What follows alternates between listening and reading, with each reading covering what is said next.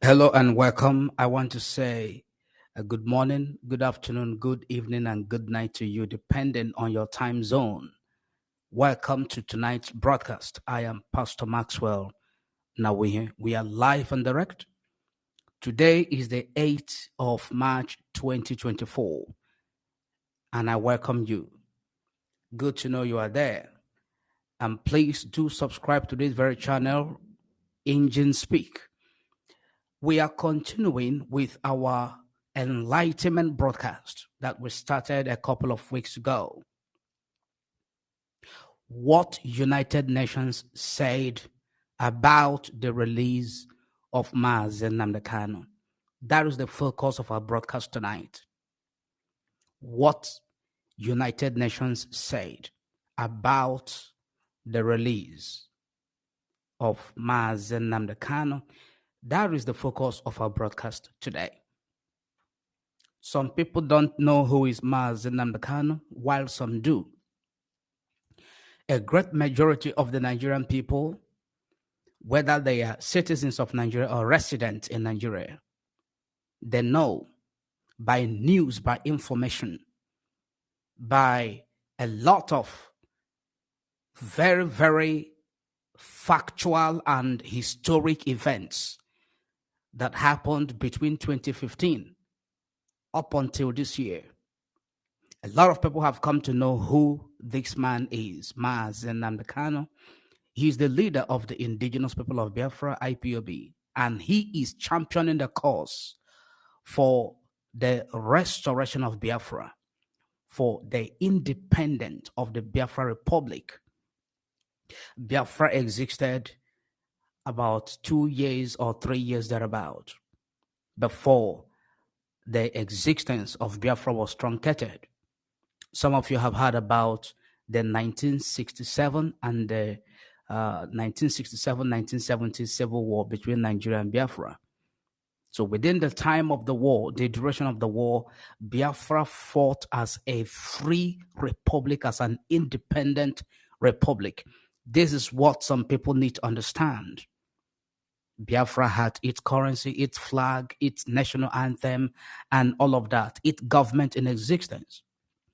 And this man, Mazi Nnamdi Kanu, has come to make sure that the Republic of Biafra is restored. And so his agitation was not very, very good and was not acceptable by the power that be, more especially the British government and their cronies. And so he was abducted in 2015, later released in 2017. Shortly after his release, on the 14th of September 2017, there was what is called Operation Python Dance 2. And this is a military operation code. In the course of the exercise of that very operation, his home was invaded at Isama Forukuyebeko, and 28 people died, according to the United Nations judgment and other reports. So he fled for safety. And later on, he was now kidnapped from Kenya and was extraordinarily renditioned to Nigeria. He came back to Nigeria forcibly through a means of government oppression or a collection of government intelligence in collaboration with the Kenyan authorities. And he was bundled back to Nigeria, and since then he has been in the DSS dungeon in Abuja, Nigeria.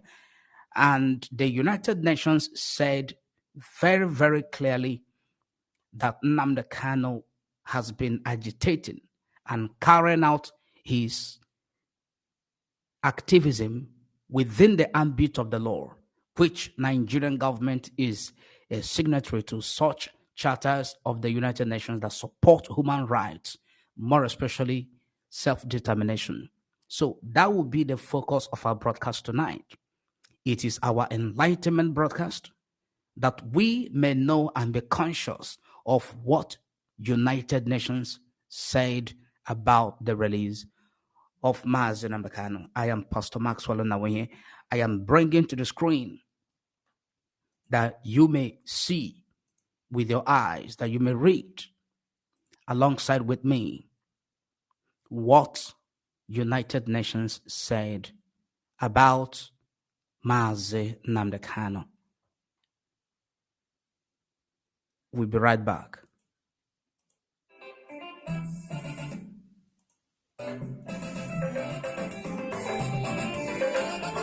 Our Father in heaven, I, Pastor Maxwell, Nnawuihe, I call on you. Come and turn things around for the better. My favorite is in you. Oh Lord, I call on you today. Come and turn things around. Come and turn things around. Turn things around. Come and turn things around for your children, child. Jehovah Jireh, turn things around. We are suffering all over Nigeria. And then I saw as a papa. And then I know another fool. We do not the Kanu no nanga. It's your no nanga. Whatever they show, I borrow you to hold on like United Nations judgment has set in free of you to go. But just I want to touch you, and I told her to my mom.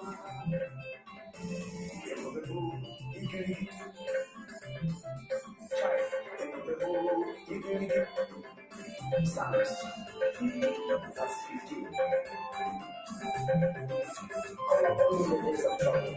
I will answer you and show you great and mighty things without measure.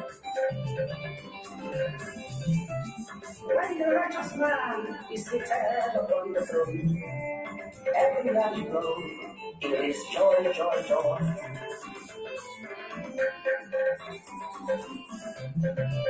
When the wicked man is seated upon the throne, everywhere you go, it is crying, suffer, suffer, suffer, tire, tire, tire, suffer, suffer.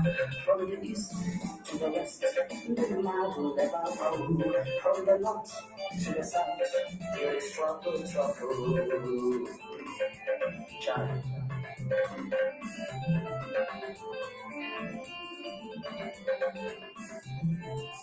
Righteousness is salvation, but sin is a reproach to any people, any people.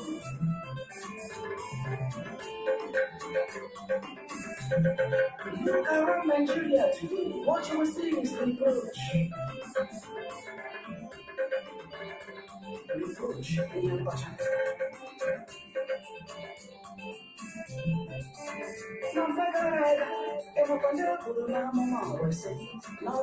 Election, get back in Nigeria with them.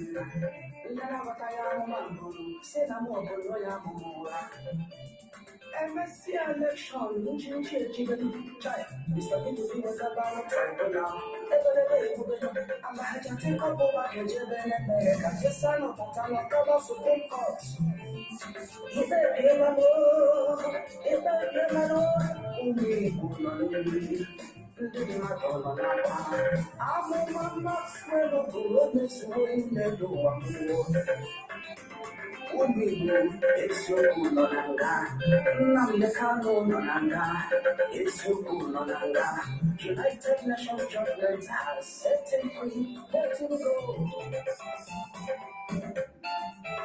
Let him go. Yes, that is the truth.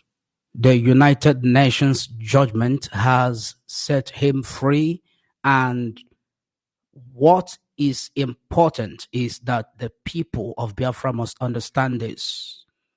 The most important is that the lawyers must have the consciousness of this.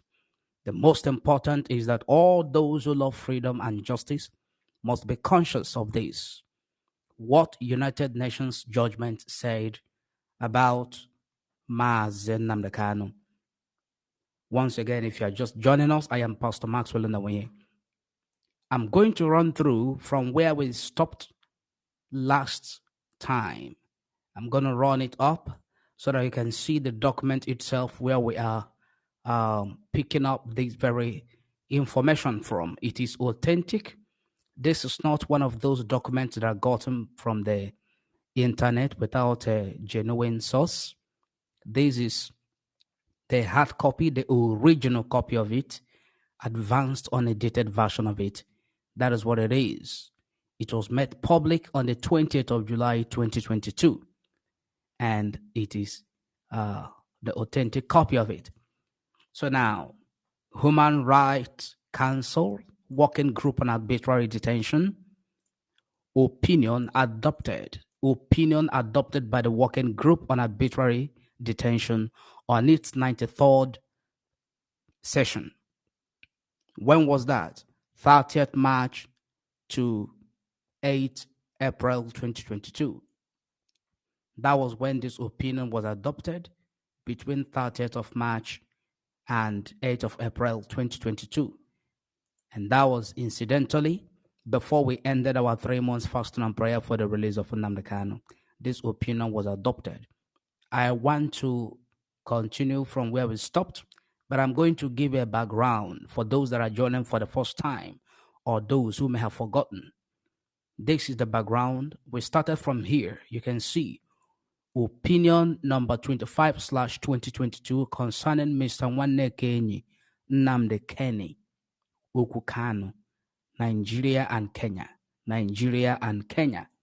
It was Nigerian government that kidnapped him from Kenya. Kenyan authorities helped the Nigerian government to abduct him. Paragraph 1. The Working Group on Arbitrary Detention was established in Resolution 1991/42 of the Commission on Human Rights. In its Resolution 1997/50, the Commission extended and clarified the mandate of the Working Group pursuant to General Assembly Resolution 60/251 and Human Rights Council Decision 1/102. The Council assumed the mandate of the Commission.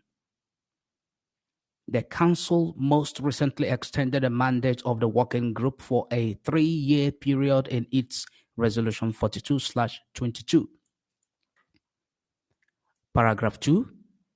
In accordance with its method, on 30th December 2021, the Working Group transmitted to the government of Nigeria and Kenya a communication concerning Mr. Nnawuihe Nnamdi Kanu. The government of Nigeria replied to the communication on 25th January 2022, while the government of Kenya did not reply. I want you to underline the next sentence. Both states are parties to the International Covenant on Civil and Political Rights. In other words, whatever the United Nations judgment says about Nnamdi Kanu, the Kenyan government and the Nigerian government, both of them are expected to abide by the judgment of the United Nations because they are parties, they are signatories to the International Covenant on Civil and Political Rights. They are parties, they are part, they signed. They signed it, they adopted it, they domesticated it. They are parties, they are signatories to the International Covenant on Civil and Political Rights. Paragraph 3, the Working Group regards deprivation of liberty as arbitrary in the following cases. I want you to follow up now. They are about to explain what is contained in that very document. Remember, this is about Nnamdi Kanu. They are talking about Nnamdi Kanu. They are not talking about any politician. They are not talking about the president. They are talking about Nnamdi Kanu. A. When it is clearly impossible to invoke any legal basis justifying the deprivation of liberty, as when a person is kept in detention after the completion of his or her sentence or despite an amnesty law applicable to him or her. Category 1. That is under the category 1 in this very judgment. B. When the person, remember what they're explaining here now in the paragraph 3, the working group regards deprivation of liberty as arbitrary in the following cases. We have read A, when it is clearly impossible to invoke any legal basis justifying the deprivation of liberty, as when a person is kept in detention after the completion of his or her sentence, or despite an amnesty law applicable to him or her. This is under category 1. B, when the deprivation of liberty results from the exercise of the rights or freedoms guaranteed by Articles 7, 13, 14, 18, 19, 20, and 21 of the Universal Declaration of Human Rights, and insofar as states parties are concerned by Articles 12, 18, 19, 21, 22, 25, 26, and 27 of the Covenant. Now, this is under category 11. Sorry, category 2.